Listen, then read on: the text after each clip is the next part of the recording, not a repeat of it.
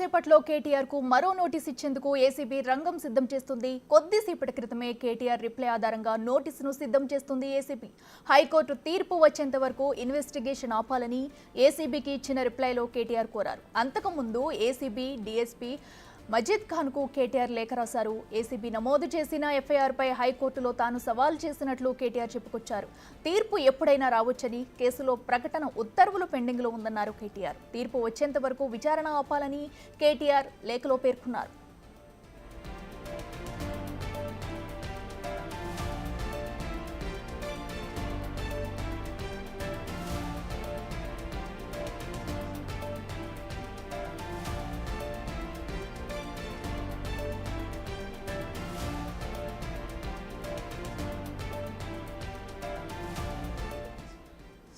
Right, ఇక కాసేపట్లో కేటీఆర్ కు మరో నోటీస్ ఇచ్చేందుకు కూడా ఏసీబీ అయితే రంగం సిద్ధం చేస్తుంది. అయితే కేటీఆర్ ఇచ్చిన రిప్లై ఆధారంగా కూడా ఏసీబీ అయితే నోటీసులు సిద్ధం చేస్తుంది. ప్రస్తుతం అయితే మరి కాసేపట్లో కూడా ఏసీబీ మరోసారి నోటీసులు ఇచ్చేందుకు కూడా రెడీ అవుతుంది. అయితే హైకోర్టు తీర్పు వచ్చేంత వరకు కూడా ఇన్వెస్టిగేషన్ ఆపాలని కూడా కేటీఆర్ అయితే ఒక రిప్లై అయితే ఇచ్చారు. తీర్పు వచ్చిన తర్వాతే విచారణ ఉండేలా చూడాలంటూ కూడా కోరారు. ఎందుకంటే ఏసీబీ నమోదు చేసిన ఎఫ్ఐఆర్ పై కూడా హైకోర్టులో తాను సవాల్ చేశానంటూ కూడా కేటీఆర్ చెప్పుకొచ్చారు. అయితే తాను సవాల్ చేసిన దాని ప్రకారం కూడా తీర్పు వస్తుంది, తీర్పు వచ్చేంత వరకు ఆగాలంటూ కూడా, విచారణ ఆపాలంటూ కూడా కేటీఆర్ అయితే ప్రస్తుతం తను కోరుతూ కూడా ఒక లేఖ అయితే రిప్లై అయితే ఇచ్చారు. అయితే హైకోర్టు తీర్పు వచ్చేంత వరకు ఆగాలి, ఏ డాక్యుమెంట్లు కావాలో తెలపాలంటూ కూడా కేటీఆర్ అయితే కోరారు.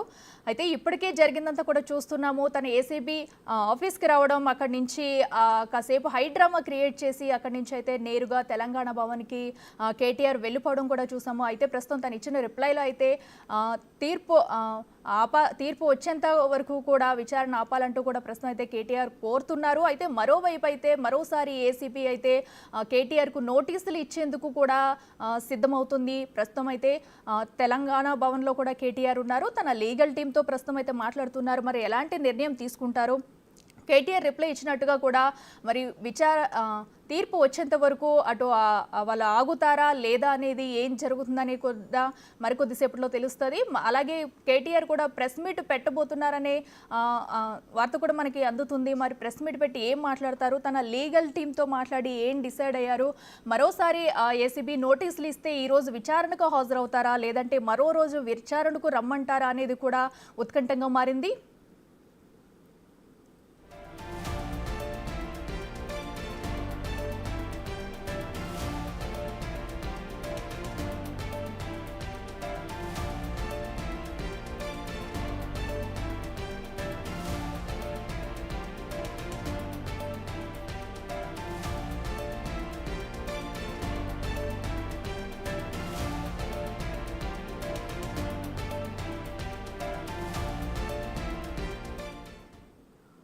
రైట్, ఇక కాసేపట్లో కేటీఆర్ కు మరో నోటీస్ ఇచ్చేందుకు కూడా ఒకవైపు ఏసీబీ అయితే రంగం సిద్ధం చేస్తుంది. అయితే ఇదే తరహాలో కేటీఆర్ కూడా రిప్లై ఇచ్చారు.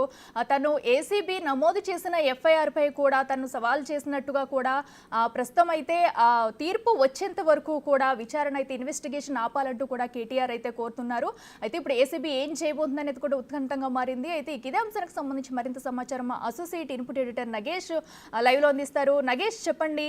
ప్రస్తుతం అయితే ఏసీబీ మరోసారి నోటీసులు ఇచ్చేందుకు రెడీ అవుతుంది. అయితే కేటీఆర్ ఏమో మరో పక్కన ఇన్వెస్టిగేషన్ ఆపాలి, తీర్పు వచ్చేంత వరకు అంటూ కూడా కేటీఆర్ అయితే కోరుతున్నారు. ఇప్పుడు ఏం జరగబోతుంది, డీటెయిల్స్ అయితే?